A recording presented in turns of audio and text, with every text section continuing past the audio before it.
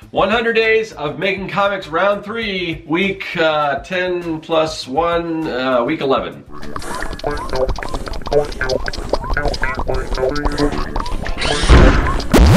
Greetings, people of the internet. I'm Scott with Serkworks Art Labs. Welcome, mad creators, to the underground laboratory where we create robots, alien zombies, and other imminent threats to humanity. We also create comics. That's what we've been doing for a while because we are doing the 100 Days of Making Comics Challenge. That is where you spend 30 minutes a day, every day, working on your own personal comic book project, and you do that for 100 days straight. And after you're done, you share that on social media every day and let people know about it. Or at least that's what you should do when you're first starting off. I've already done this. This is my third time, so I'm just going to do weekly updates, but I would recommend if you're first starting off, you definitely want to share every day. That's advice. If you want to get started, definitely think about it and definitely just do it. It's awesome. There's an awesome community around it, and I should be leaving a link in the description to the Facebook page. I think I always do that, so you can check that out and get a little more info on that, what it's all about and everything. Now, partial to that, or part of that, is the 100 Days of Making Comics Anthology, which I don't have a copy of right now, but we've done one issue, and it is it's just a conglomeration of a lot of different artists who have done the challenge. Now, that is a prerequisite. If you have completed the challenge, then you can be part of the anthology if you're selected. Sometimes there is a selection process, but judging by what happened this time, I think anyone that wanted to be in it probably could be, because we did have some people, you know, there's, what do you call them? There's understudies, I guess, is something to that effect, that are kind of on standby, and you know, people inevitably do drop off because of something that comes up in their life or whatever. So I think if you wanted to get in, there's a pretty good chance, and there's a lot of awesome creators that are doing it. This is going to be one heck of a book, and yeah, everything I've seen so far is just amazing. The first version was themed around life in space, and you can take that and you could have interpret that in kind of any way you want, whether it's outer space or just if you're kind of spaced out or whatever you want. You can kind of run with that. This one is werewolves and unicorns and other mythical creatures, so something involving some kind of a cryptid or some just mythical creature. A lot of people are kind of doing werewolves or unicorns and unicorns or whatever, and there's a whole idea behind that, and I won't get into what sparked that idea. It's but anyway, so that's what I'm working on. I'm not doing werewolves or unicorns. I'm doing a story that involves the Loch Ness Monster, yeah, it's coming along. I'm in the inking stages, which kind of that's going to be a lot of what you're going to see. So last time I kind of focused on talking about inking. I'm not going to reiterate any of that. If you want to watch that, you can watch the last episode, but I am still doing inking. But what I wanted to kind of talk about today is in-store signings or public appearances, or just, you know, and whatever angle you're coming from that as, where if you're somebody who's going to those, and you know, it could be conventions as well, or if you're somebody like attending these. And I've only done a few, I haven't done a lot of like in-store signings. I've done conventions and things, but I am also, I probably should have mentioned this in the top of the show, but I have a Kickstarter right now that is live for my comic book Young and the Dead. This is issue 3 of the book. I just finished issue 4, and it is available along with all the other issues on my Kickstarter. You can find that at youngandthedead.com. That'll take you right to the Kickstarter and everything. And as I'm recording on this, we are very close to hitting our main goal, our first goal, and then after that we've got some cool stretch goals and things that we definitely want to try to hit too. Now, if you know, between the time that I record this and put it out there, maybe we have already funded, and that's going to be awesome. But definitely check it out. There's loads of cool stuff. Just yeah, go check out that campaign at youngandthedead.com. So anyway, so that's what I'm doing with you know, that's my personal comic. The comic that I'm working on for the anthology, like I said, is a different themed around mythical creatures, and that's what I'm going to be showing you today. But because I'm launching a Kickstarter and all this stuff, I'm trying to promote it and get the word out and everything. So one of the things that I'm doing, or I have done, is a Kickstarter, not a Kickstarter, an in-store signing to promote the Kickstarter. See how that all works? All right, so anyway, so yeah, my local comic book shop, they were really, the owners, Matt and Melissa, were really awesome in helping me kind of host an event for this. And yeah, it went pretty well. I'll talk about how that all went and everything. But yeah, I got a lot of new people kind of came in and kind of discovered my work, and a lot of friends from online and everything actually showed up. I want to give a couple shout outs. I want to give a shout out to Cameron and his wife and daughter who showed up. Also Abel Parsons, you may know, who is actually in the challenge. You might know him as Abe Sapien. Him and his family came out, so I really do appreciate that. And I had some other friends and things that came out and helped support, which is awesome, because it was kind of like a last minute thing for a number of reasons, and I can get into that once we start, when I start sharing the process and everything. But yeah, so why don't we do that? And in order to do that, we're going to do something we haven't done in a while, and it's kind of off screen. I don't know, I'm just going to tilt the camera a little bit up here. You see this device up here? That is the paralleloscope. That's the device that allows us to kind of travel through time or go to alternate dimensions. So we're going to sort of go back in time and also in an alternate dimension where this whole thing is going on. So let's go check that out.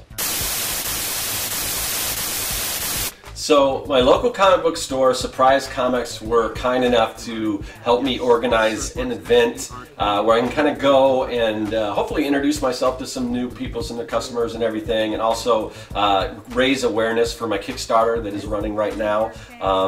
The problem was, we kind of had we were off to a little bit of a rocky start. If you've been living under a rock, you'll know that Facebook and Instagram were down. I think it was Tuesday, which was the day I launched my Kickstarter, and also sort of the day we were planning on letting people know about this event. Now, even that is a little, it's all a little bit last minute, okay? Because typically if you're going to schedule an event, you probably want to do it like a couple weeks in advance to give people ample time to, oh, I can fit that into my schedule. But we were already under the gun. I had met with the owners, Matt and Melissa, and we were trying to plan this thing, and we were like, well, when do we want to do this? We want to do this we want to do it towards the end of the campaign or whatever, and in the end we just decided, well, there's a lot of kind of other events. There's one coming up next week, which I'll talk about. But we just decided, well, we'll just do it this week. I know it's kind of short notice, but anyway, so we decided this week, and then of course Facebook's down, and then after that they were trying to kind of post about the event and everything, and I had tried to reach out to them the day after Facebook was down and see if they were still interested in light of what had happened, and so I didn't hear back. So, but they, I think, ended up posting about the event on Thursday, and keep in mind this is an event that was going to happen on Saturday. But by the time I scheduled like the event on Facebook and started to invite people and everything, it was Friday. So basically one day, And I don't know about you guys, but I know if somebody sends me an invite to something and it's like the next day, chances are I'm probably not going to be able to make it, because I need time to kind of fit that into my schedule. So I didn't really have very high hopes that anyone would turn out to this thing, but I just figured, it's not a big deal. I'll go. I got to work on this project that you see me working on right now, my entry for the 100 Days Anthology. So I'll just bring it, and instead of just working on it at home, I'll work on it there and everything. They got a nice table set up for me and everything. So that's what I went intending to do. And I figured, well, there might be people that kind of come in and everything, and I can talk to them. But I especially didn't think that anyone that I particularly invited was going to be able to show up, just because of the short notice. But I was kind of pleasantly surprised, and it turned out to be a really good kind of event. I sold a lot of comics. I sold quite a bit of commission sketches, which I'll talk about in a minute. And some people that I invited actually did kind of show up, and some people that I didn't even invite, but just kind of that know me, through YouTube and everything, showed up, and I got to talk with them, and that's really a cool thing. I mean, you get to talk to people online, whether it's in the chats or the comment section and everything, and there's people that are constantly, I mean, it's almost like you kind of get to know them, because you constantly see them. They're more active conversing with you in the chats and everything. And it's really cool when you actually get to meet those people, and some of them, you know, they support you, you know, they're buying stuff from your store and everything like that. And to actually kind of get to meet people and put kind of a face to the names and everything, that's really cool, you know. And obviously not everyone has the opportunity, because not everyone lives in the same city you do or everything, but anytime that is a possibility, I just think that's really cool. I like to, you know, try to get out and meet people, and, you know, make friends and things like that, because a lot of people are doing art themselves, and it's always better to have more art friends than not at all, because not everyone does this, and not everyone really understands what it's like, because it's really kind of a weird lifestyle for people who don't know anything about it. So the more art friends you have, especially in person and everything, the better. So I mean, and I do that too. There's a couple other artists that I've met that live in my city, like Vincent DePorter, who does SpongeBob comics, Eric Henson, who does Eden through Alterna and everything. So it's kind of, when they do signings and stuff, I like to get out and talk to them and everything. So you know, from both perspectives, you know, I got this perspective of people coming to see me and me going out to see other people and everything. And then sometimes through that, you get to actually meet them and hang out with them and talk to them. Like, well, as I mentioned, so next week they're doing another event, which is, I guess, Hellboy Day. I don't know if Hellboy must be coming out. I guess that, I don't know if it's coming out that weekend, but they're doing a big event with Hellboy. So they've got some, I think, Hellboy comics they're doing, and Vincent DePorter and I will be there, you know, doing, I guess, Hellboy sketches or something. but basically they're inviting anyone to come out and just draw. You know, we'll all draw Hellboy together. It doesn't matter what your skill level is, if you're a working professional, or if you're just doing it for fun, or you want to be a working professional or whatever, or you're just a kid and you like drawing Hellboy. Whatever the case is, you know, you can kind of come out. We can all hang out together, and I think that's a really cool thing. So it's cool when people kind of, you know, bridge that gap, whereas, you know, they kind of follow you online, but then they actually kind of come out and you get to meet in person and talk with people. And sometimes it's a weird thing, because, I mean, some people get a little nervous because maybe they just know you online and everything. But it's really, I mean, for me, it's just really cool that somebody would take time out of their day and kind of drive the distance to, because you know, the city where I live in isn't like, it's a little ways from Phoenix, where most people live, or some people even live further in like the East Valley. So it's a trek for people to come out there, and even there was, you know, I heard stories that even though it wasn't a weekend, there was some crazy traffic and everything that people had to deal with. So for people to do that and everything, and kind of, like I said, a lot of people like brought their family out and made it a family day. That was cool.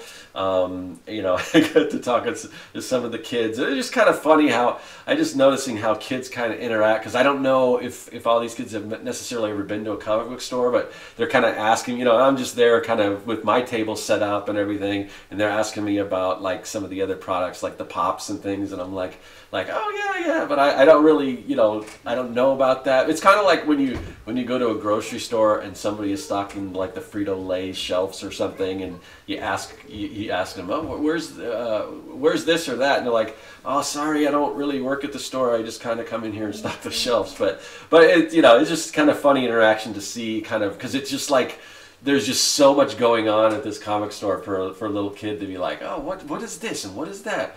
So that's kind of cool, because it reminds me of when I was a kid and kind of the first time I walked into a comic store, and it just kind of opened up a whole new thing. So all those type of interactions and everything, it's really cool to see, and to meet people that have followed me and support me and everything. And I, you know, and it really is, it's hard to do, I know, because even when I kind of go out and meet people that I kind of admire their work and everything, you don't really know what to say. But really, I mean, chances are they're just as happy to see you as you are to see them and everything, to the point where, you know, I've got people that kind of support me, and that, you know, they'll buy stuff for me and everything. So I was trying to give them some stuff, and they're like, no, and I'm like, please, I really do appreciate all the support, so please take it and everything. So, but everyone's super humble and kind, and it's really, you know, it's really an awesome thing. The other thing that I did that I don't usually do a lot of are commission sketches. And I've kind of had a, I don't want to say love-hate relationship, because I never hated them, but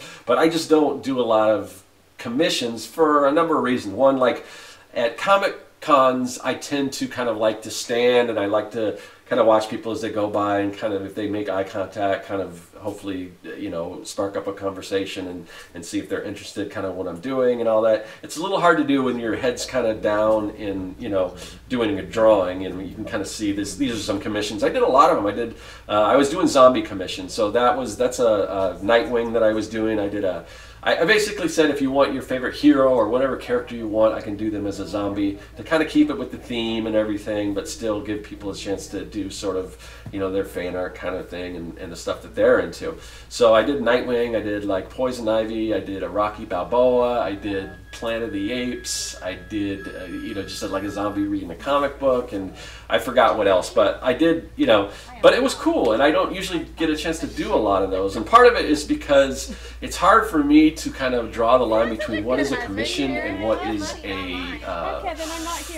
like a client piece, because it's weird for me to, a lot of people are offering commissions for like super cheap, and I'm like, is it really worth the amount of time you're putting into this thing? And some people spend a lot of time on commissions, and it's like their sketches are like, you know, like people's finished drawings. So it's like, for me, it's kind of like, where do you draw that line? And I know, because I don't know, like, well, why would I, you know, why would I contract you to do some freelance work for me for this, what might seem like an exorbitant price, compared to if I can just get a sketch for 20 bucks or whatever.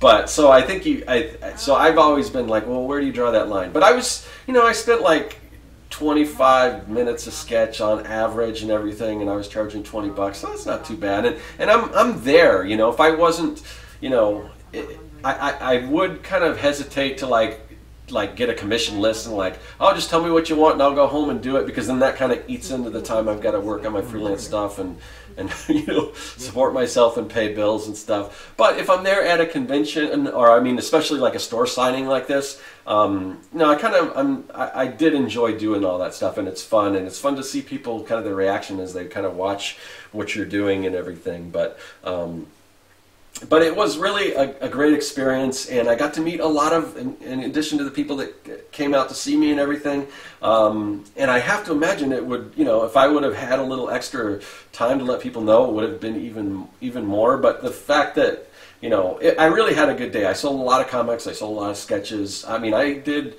monetarily, I did better than I do at some small conventions, which is great. And I got to meet new people that kind of live in the same city that I do, and they're comic fans and everything. And the first people that came in the door were interested, like, they were looking for Stranger Things comics. So it's like, oh, you like Stranger Things? You probably dig what this guy's doing because he's doing a comic like that. But all in all, I just had a really great day. Okay, so that will wrap it up for another installment of the 100 Days of Maine Comics updates. I'm trying to figure out how many more of these there's going to be. I don't know, but I think the challenge goes until, like, I don't know if it's like April 10th or 11th or something like that. So we might have a couple more of these coming your way. But yeah, that was so awesome to get out there to the comic store, do some signings, meet some people, do a lot of you know, sketches and commissions and things like that. Something I don't do a lot of, but it's fun to do every once in a while. But anyway, so I still got a lot of work to do on the comic before I can wrap it up and be done with the challenge, and there's not a whole lot of time left, so I better get back to that, and I will see you guys later. That is all. Hey, thanks for watching. If you like what you saw and you want to see more, hit that subscribe button. Also, you can follow me at Serkworks on social media. Do you like making comics? Then go to Serkworks.com and pick up the Comic Maker Starter Kit. It's packed full of fonts, brushes, templates, and more, and best of all, it's totally free.